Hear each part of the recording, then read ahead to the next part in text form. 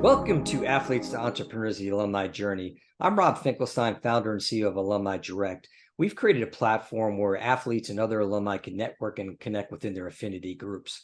More importantly, though, this show, Athletes to Entrepreneurs, the Alumni Journey, is about we interview former collegiate and professional athletes, and we talk about their journey in transitioning out of sports. And it's a major issue today, whether it's mental health, financial literacy, networking, connecting. There's a need to help these athletes do different things. And what we want to do is we want to truly teach and inspire athletes that there is life after sports. So we're so excited today to have Damon Lembi on. How you doing, Damon? Great, Rob. How are you? Thanks for having me. You're welcome. I'm doing great. And so Damon, this is going to be a great show. He's a former baseball player, had great success, high school American, played at Arizona State. And then ultimately, when he was done playing, got into his company, Learnit, which we'll talk about. He's the CEO of the company. And then we're going to talk a little bit about being an author, which every time I talk to people, like, you got to be an author, you got to write a book. So you'll go into that a little bit. Yeah, definitely. You got to do it, Rob. Yeah, that's what I hear. Somebody had hit me up with like, hey, just even if you do a chapter. Now, one thing I will say though, my son is a journalist. He's he does he's a managing editor writer. So I said if I'm ever going to write a book, he's my ghostwriter. No, you should have him help. But it's funny. I've had so many people come to me since I've written my book and say I've always wanted to write a book. I'd say probably 3 out of 10 people say that. And then they follow it up and say something to the effect of, if you can do it, I could do it. And I don't know if that's a compliment or not, but I'll take it as a compliment, And I think what they mean is I got a pretty busy schedule and was able to get it in. And once it gets done, it's pretty rewarding. Yeah, I'm sure it is, and you'll tell us how we can find it afterwards. So let's talk about playing sports growing up. How did that shape you? We'll say playing sports leading up to college. How did that shape your life? I would say I grew up in the San Francisco Bay Area in a town called Burlingame, and I was really fortunate. My dad played college baseball at Santa Clara University. He was a relief pitcher. But growing up, I was really fortunate to have a group of friends who are still kind of like my best friends since kindergarten. And whatever season it was, we played baseball, football, basketball, and life kind of revolved around the San Francisco sports teams. Uh, Joe Montana and the 49ers and, the San Francisco Giants and the Golden State Warriors. And so everything kind of revolved around sports growing up through high school, even. Yeah, no, I was kind of the same way growing up in New Jersey, and Joe Montana broke my heart a couple times as a Giants fan, but Yeah. Joe Montana, a whole nother story. He was the corporate sponsor for our savings and loan.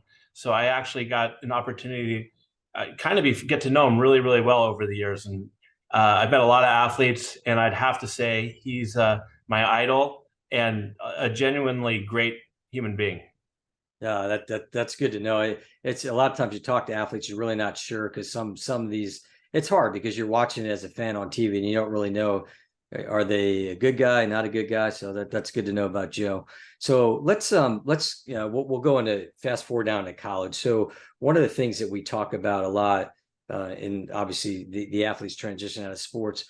When you were at Arizona State, were there programs there to kind of help the athletes, with life after sports, as far as talking about, some of the areas like financial literacy, mental health?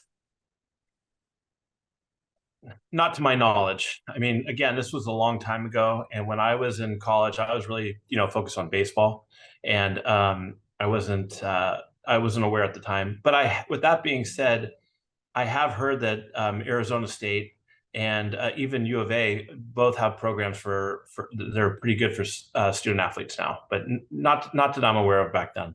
I should have prefaced that because you're right. I mean, I think back then, like when I went to college too, I don't think it really existed. I think schools are doing a better job now, but I still like one of my podcast guests. He played football, and he talked about it would have been great if there was maybe like even if it was a 4-week workshop or a semester that athletes had to be forced to take. And I guess you kind of hit it on the head too, though, is I think as an athlete, and especially like yourself, an elite athlete, you probably in a sense have tunnel vision. And even if you had it put out there to you might not necessarily utilize it. Right. And I mean, I would even take it a step back. I think that two topics that should be taught in college more, even in high school, and not even just for athletes, but everybody, is financial literacy. You know, how do you keep track of your personal finances? And the other thing is sales. I think that there should be courses, and maybe there are now, maybe I'm outdated, but courses that just teach you how to do sales, because in some aspect, everybody does sales to some degree. But no, I think that financial literacy and other things like that would be critical for athletes.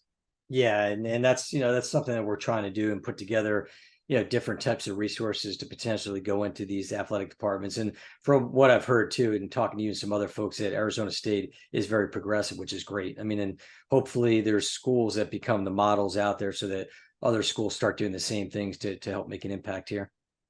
Yeah, I think it would be. I've heard through my friends, and this is not anything really to do with athletes in general, but overall, that Arizona State has been a really progressive and forward thinking when it comes to education in this 21st century. Yeah, and that's awesome. And I'm sure it's great to be associated as an alumni from that. So let's talk about it kind of leads me into alumni connection. So I always ask, and again, this is a while back when you went to school, same thing for me, but was there much interaction, and whether it's baseball or other sports, where alumni were coming back, alumni athletes, and working with, or the athletes talking, whether it was mentoring or career services, not just coming back for like the baseball games, alumni games and stuff like that? Oh, I thought you were going to refer to the baseball games, because the opening story in my book is about Barry Bonds calling me over when I was on deck and giving me a read on the pitcher. But outside of that, no, I don't recall any situation of having ex-athletes from ASU help mentor. I think it's a great idea. Great idea. And so are you seeing any of it like now today? Do they reach out to you, or do you know any other former athletes that their schools are reaching out to them to kind of come back in that mode? No, I don't know of anything like that happening. I do see quite a few athletes that I know, and former athletes I know, who reach out to me on behalf of other athletes. So I feel like athletes are pretty good, Rob, of doing that directly, where they're looking out for their, and it's not even necessarily just their own sport. It's not always baseball players reaching out for baseball players, but it's like, hey, there's this woman who played volleyball at Pepperdine. I really think you should talk to her, and I think she'd be great in this role or that role. And so, but I see more of that than from the school itself. Yeah, and I think it's just I highly encourage, we're talking about obviously Alumni Direct, but of alumni trying to tap back in. And I think you hear different stories. I talked to an agent, and one of her guys was a former NFL player, and he wanted to go back to his school to, kind of help the athletes out. And he was almost like shunned, which is a shame. But I think part of it too, which has come across some of these different conversations, I guess it depends on also the culture within the athletic department and also the coaching staff, because it might be that when that athlete played, those coaches aren't there anymore. And so with new coaches, maybe there's not that same thought process of bringing alumni back.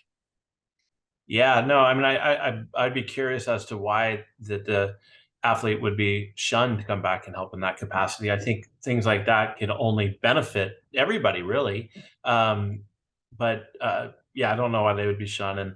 And I mean, I played quite a while ago, so the coaches that I have are pretty much all retired or gone. So it's a different group out there now. But now now you're fired up to go back to Arizona State and talk to some of the football players and baseball players as alumni, right?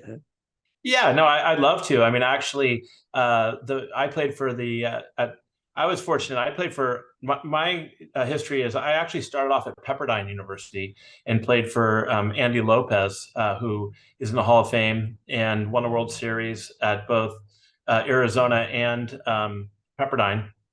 And then I also played for Jim Brock, the legendary Jim Brock, who died of my final year. He was battling cancer, but his widow, Pat, was kind enough to, who I still keep in touch with, send my book along to Willie Bloomquist, who's the head coach at Arizona State, and she CC'd me on the email. So I thought that was very, very sweet of her to do that.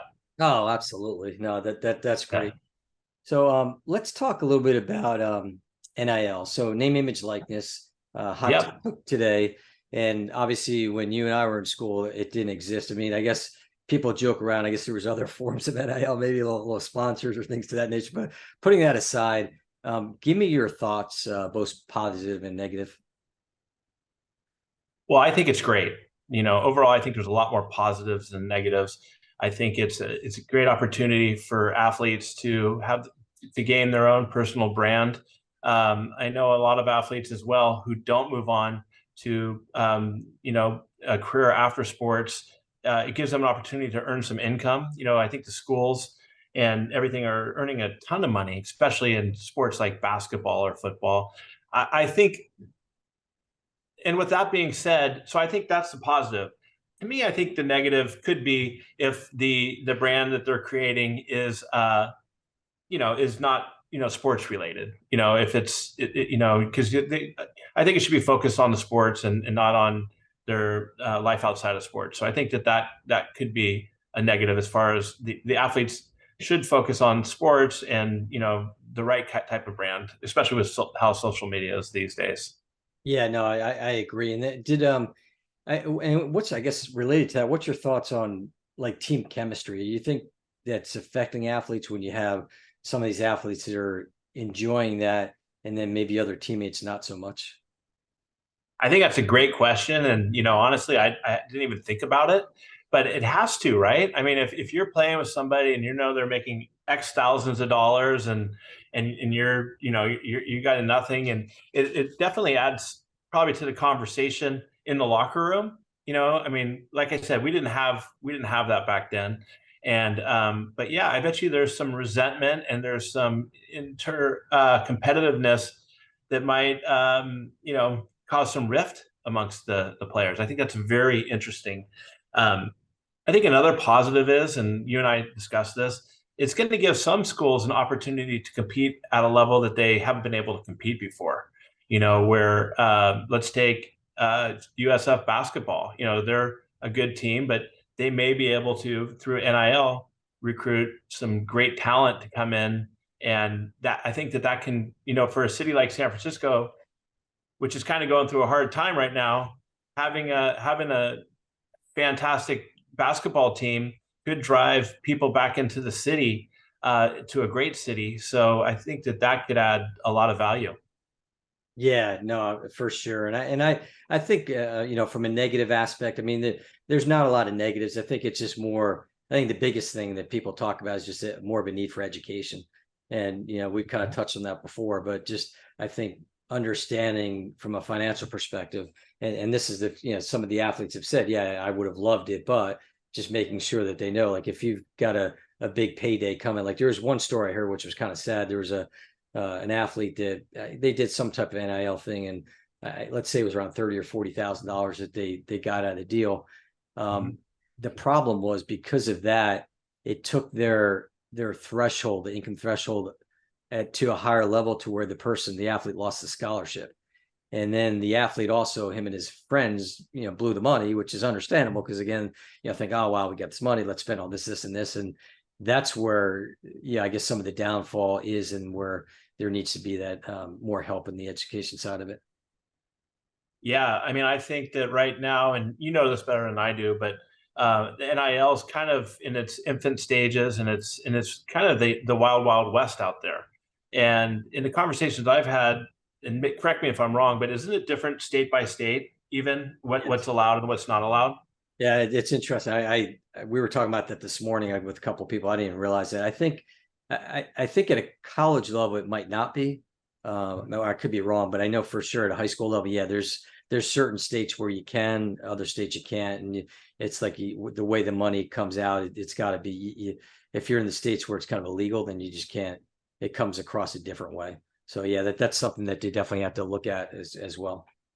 I mean, thinking back about it, I guess I'm kind of, not exactly sure if I think it's fantastic for high school level. I think that maybe that's too early on, but I was referring more when you asked me about positive negatives for college. Right. I think for high school, I think it's important to put, some pretty hard constraints on it, and definitely some guidelines on what can and can't, like the story you just said about a kid having 30,000-40,000 bucks, going out and spending it all, losing his college education, not losing his college education, but not being able to get a scholarship. I think they probably have to tighten that up a little bit. Yeah, no, I definitely think so. So let's shift over. Something that we're at Alumni Direct that we're really working on is to making those connections, and I think it's so important for people to network and connect, and even starting at that younger age, starting in high school and all that, and different things. So, talk a little bit about your thoughts on networking, connecting as an athlete while you're playing, and even after that. I think networking and connecting is really important, and it's a skill that I think happens inherently to athletes when they're playing, in the sense of uh, being an athlete. I think you connect with other athletes, and you kind of, there's kind of like a bond out there, right? Where you can tell if I'm in a group of 10 people and 7 of them are ex-athletes and 3 aren't. You can tell who are and who aren't. So I think athletes know how to do that. Now, when it comes to connecting and networking outside of their own community, and whether it's the business world or whatever, I think there is a gap that needs to be, kind of worked on, help close, because I think that it's a tremendous opportunity for athletes to evolve and develop those skills, and then be able to help carry them on, while they're playing sports, but also while they're, when they're done. I think that it's one thing to send your resume out to get a job. It's another thing to get a warm introduction from somebody. Maybe you're somebody who went to University of Alabama, and you're looking to get a job somewhere, and somebody else is like, hey, this guy played basketball for Alabama, something like that, right? So I think that opens a lot more doors through networking. Yeah, no doubt. And I think I guess the challenge is I was talking to one agent, and he said that the best time to network and connect is when you are still playing, because what he's seen is that a lot of players, they're just so focused on their game, which is understandable, but they're not taking the time to do that, to network and connect. And then all of a sudden when they're done, they're like, okay, they're just expecting that they're just going to drop into maybe these big jobs and all that, realizing that no, I mean, unless you're that star athlete that people recognize, probably not so much the case that you'll be in those positions. So it's critical for them to do that. I think you hit on a good point. When you're an athlete, and you're in college, or you're in the midst of a professional career, you may not be thinking that far ahead. You're focused on your task at hand, which is, being as competitive and as great as you can be in what you're doing. And maybe that you won't need that. And you may also be, like you just said, naive to the fact that, you're the it person right now, but when your 15 minutes or whatever it is of fame is over with, it's important to have those connections moving into the next phase of your life. So yeah, I think that's probably an area that's, well underserved as far as what athletes should be doing. Yeah, and hopefully, and that's kind of like what we're trying to do, with this podcast, the show, is to give them tips, and hopefully inspire them to start doing these type of things, and just make more of an awareness about the importance of it, and hopefully that will have that positive impact on them. Let me ask you this question: what do you think Alumni Direct can do to help athletes understand that they should have more of a sense of urgency to do it now, instead of waiting until after their career's over with?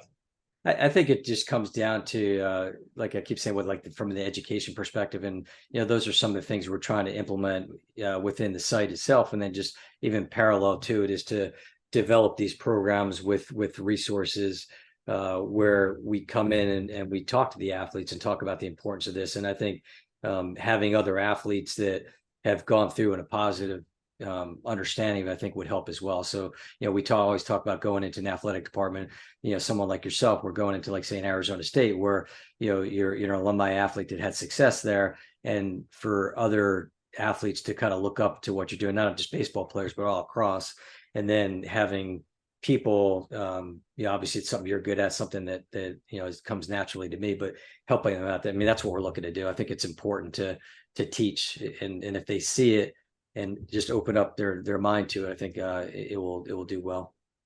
No, I think you're right. I think it's critical. It's important to have all the resources and the site and everything available for them to go to it. It's also great for them to hear from athletes, I believe, positive and negative. Athletes who could come in and say, hey, you may not think you need it. I'm in your position too. I didn't need it at the time, but man, if I could go back to where you're at now, I would start doing this. And here's, and give them kind of a launching pad of where they can do it. Maybe even say, maybe these athletes like myself or others who could come in and say, let's get some practice of it. Let me introduce you to a couple of individuals, and so give them the first step into learning how to network and start setting up those relationships for the future, I think would be helpful. Yeah, no, I think that would be great. And hopefully, more and more programs can be developed that way. And we hope to be kind of on the cutting edge of that. So let's talk about the transitioning out of sports. So, the main topic of the show, and I think even what you just said, there's a roadmap, and there's been a lot of people that have had different stories. I mean, some get hurt in college, some have the wherewithal to kind of think about other things once they're done, but then there's other ones that are so zoned in that they don't. So give some of your advice on, like, in your case, what happened in your transition, and then some advice to other athletes. Sure. Well, my story starts with, I actually started off at Pepperdine University. I got a full ride there after I decided not to make the journey playing minor leagues. My first year at Pepperdine, I got hurt. And I left. They ended up winning the World Series, so I was like, oh, "That's great," And then at the time, we didn't have the portal or whatever, so I had to go to a junior college, College of San Mateo, and I got to play for a guy named John Noche, who was a phenomenal Hall of Fame baseball coach.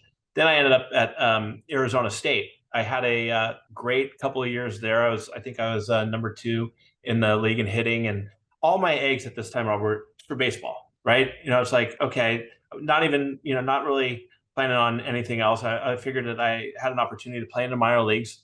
I did realize that getting to the big leagues was tough, but I'm like, hey, I can figure that out later. I'm going to just focus, put all my energy on this. So I played. I had a really good year. My junior year, I figured I was waiting for that call. Remember, this is, 1995. So there was, no internet really.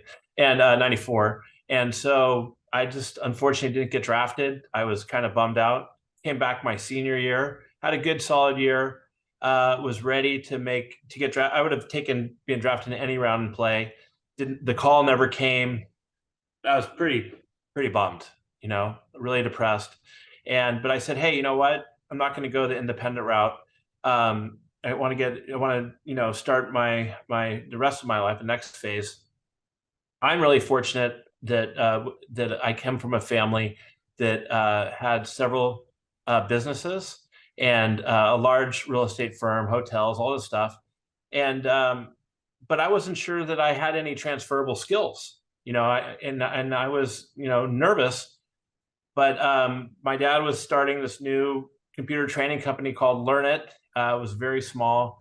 And I just took a job there. I asked for a job there as a receptionist. I wanted to start, at the ground floor, and just kind of went in there really humble and wanted to prove to everybody there that, it wasn't just my dad giving me a job, at the head. And I worked my way up. I think to the date, I still answered more phones than anybody else, and taught classes, did sales, kind of got out of my comfort zone, did all that. And here we are. Fast forward 28 years. I've been the CEO for 20 plus years of this corporate training company. Never in my wildest dreams did I think I'd be in education, and learning. And so I kind of share that in the book I wrote, The Learn It All Leader, where I just kind of share my personal stories and how I developed my leadership.